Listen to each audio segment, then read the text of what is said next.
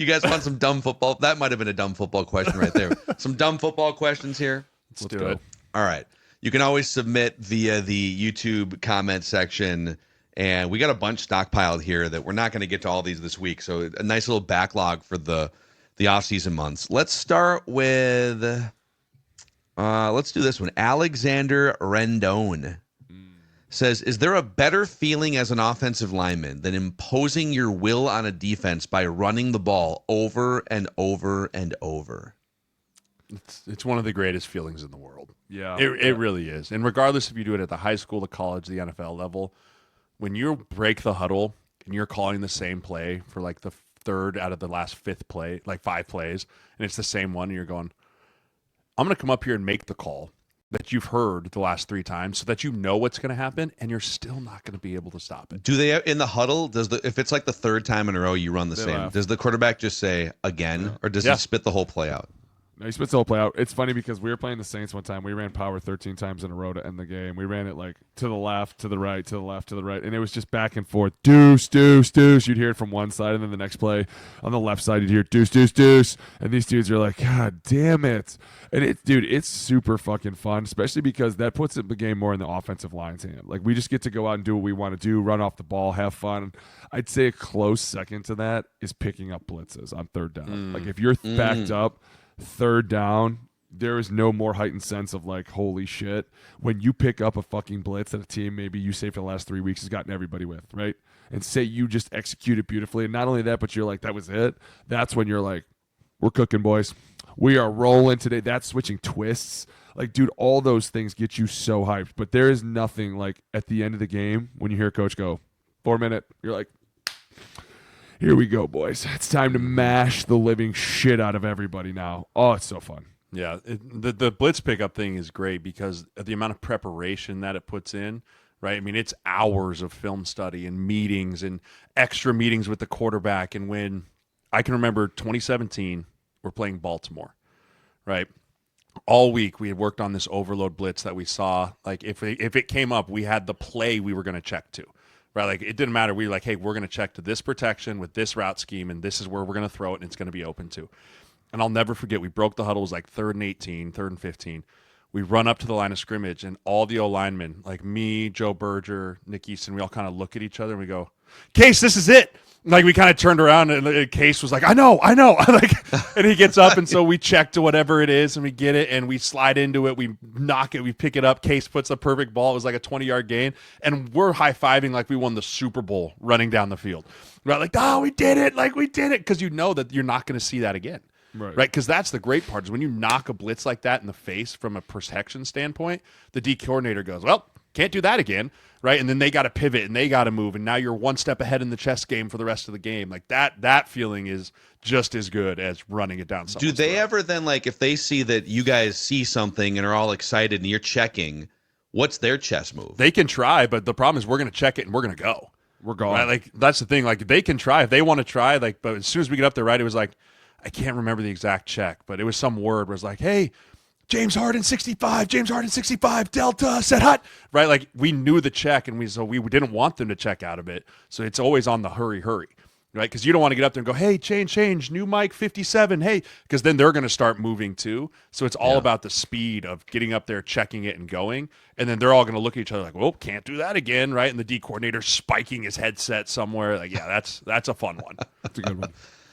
Tony Owens chimes in here. Our guy Tony Owens always brings some fun DFQs. What's the worst loss you've ever experienced in terms of a pure ass kicking? And then what's the worst loss that made you the most emotional or pissed off? And which one was worse? Or are they the same?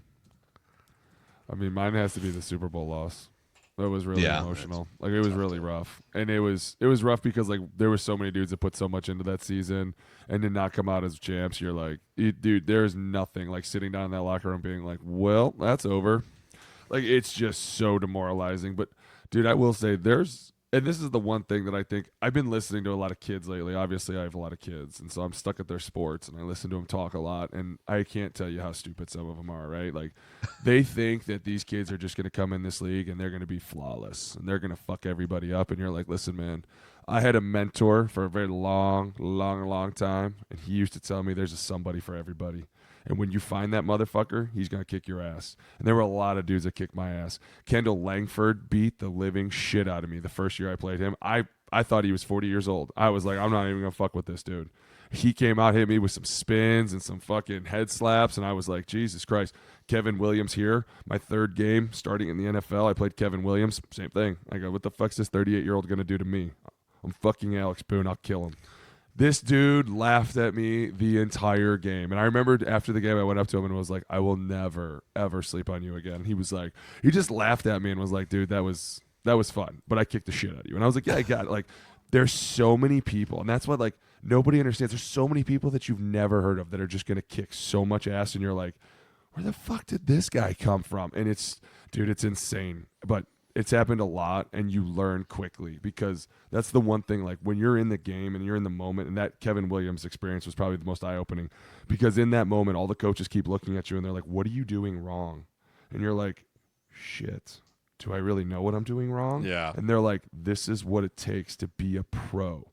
Whatever you're doing wrong, stop fucking doing it. So you have to go back and do mental chess of, like, is it my stance? Is it my set? Am I not getting up?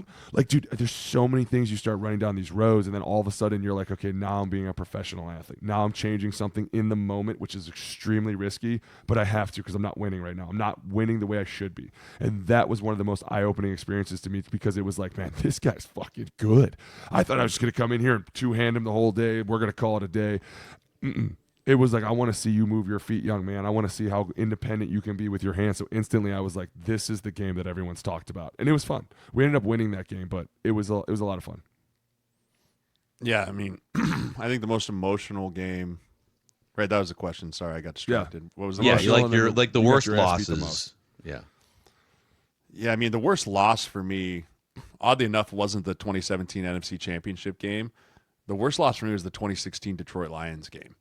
When we went down and we scored at the last second with Zach Ryan, fullback trap in Minnesota, and then Prater came back, kicked the 60-yarder, and then we never got the ball back, and Golden Tate stiff-armed Harry's. They ran into the end zone.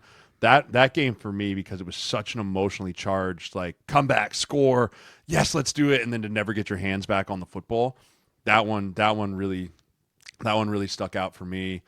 And then the thing with that, the most, like, kick in the teeth I've ever had was when 2017 NFC Championship game, Pat Elflein snaps his leg.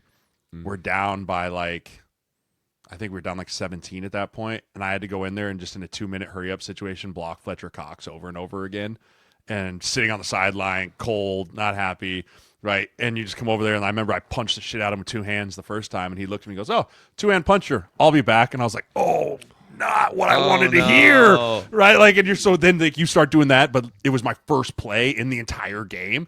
And so then you come back and you see him widen out, and he's kind of looking at you, and so you're like, oh, I'm a single-hand punch. And then you go to single-hand punch, two hands right down the chest, right? He won the chess match game there.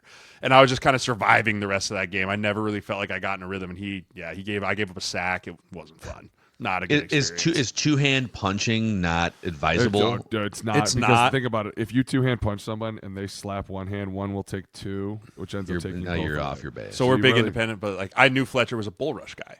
And so I was like, I'm not getting bull rushed on my first play, right? Like I'm gonna throw both hands and I'm gonna put this right in his chest and I'm gonna stop it. And I did.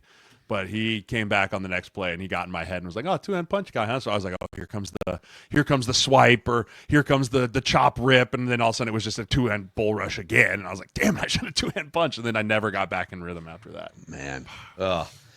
Cannon of Troy wants to know, do you guys ever go back and watch the TV version of a game that you played in and hear what the announcers are saying about you? No, Never. Could care less. So all the football you watched, basically, I mean, I'm sure All like on a 22. Sunday night you might flip on a game or something. Yeah, I'll turn but it the was game like all I'll turn the 22. games on but other than that it was all 22. I never. You can watched also my own rip games. through. You can also rip through a game in like 20 minutes. Yeah.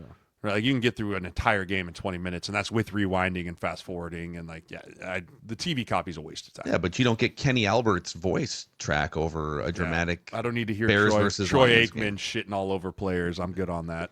Here's the guy. Dude, Troy's ruthless. Like lately, Yeah, but he's a Troy's Hall been of more. Famer. You know, he But like, I feel like in the last couple of years, he's even gotten more ruthless. Of like, I don't even know. This guy's terrible. Why is he even out there? It's like, Jesus, Troy, calm down. He does seem like he's gotten. I feel like the a more little you more get curmudgeon. removed, the fewer friends you have that actually play. Like if you're Tony Romo 7 years ago, you just were in locker rooms with all these guys, right? You're on the field, but the further removed, the more salty you get. The game's changed. It's not quite what it was. No. Yeah. C Mizzle wants to know, when are the three of you guys going to do a live show in public? I would pay up to $100, depending on food and drink, just to see you guys do a live podcast.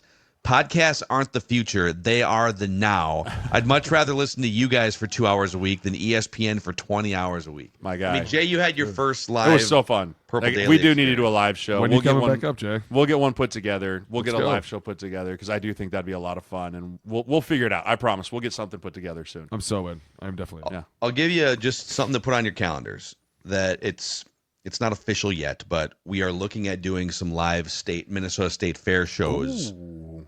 End of like last week in August. Probably like it's like a 12-day state fair. There's probably gonna be 6 or 7 days that we are out there doing. We're trying to finalize it, but maybe we can circle that for. Yeah. Boone, you came out there like 5 years was ago. there. Came out and did some stuff. I did the Only if I have a bucket of Eileen's cookies. I was next going to to me. say they gave me a bucket of cookies. Sweet Martha's. Great. Sweet Sweet Martha's. Martha's. Yeah. Did you say Aunt Eileen's? Who the fuck? There's an you? Eileen's cookie, right? Listen, That might be you a and Lincoln that thing. banner. That might be a behind you. That's a Lincoln Ding him. Lincoln thing. Ding him for That that might be a Swiftie Lincoln banner thing. too. Leave me alone. Up in the air now. Dude, Boone can tell you that Sweet Martha's. Oh. There's like 3 of them. There's like cookie Oh, barns. I've been there many There- times. there's one that's like 50 yards away from where we would be doing these perfect. shows. I'll get We'll see if you AJ. can- I'll get AJ to run me cookies. Yeah. Oh, he will happily Oh, I know run he you some would. cookies. Booney, you got to roll. Yeah, let's go. Time. Okay. All right, boys. Heck of a podcast here today. What a great day! Great draft. A lot of fun. Let's go. A lot of good stuff here. For the Rhino, for Jay, I'm Phil, and this is the O-Line Committee. Click that like button and the subscribe button. We'll see you guys next week.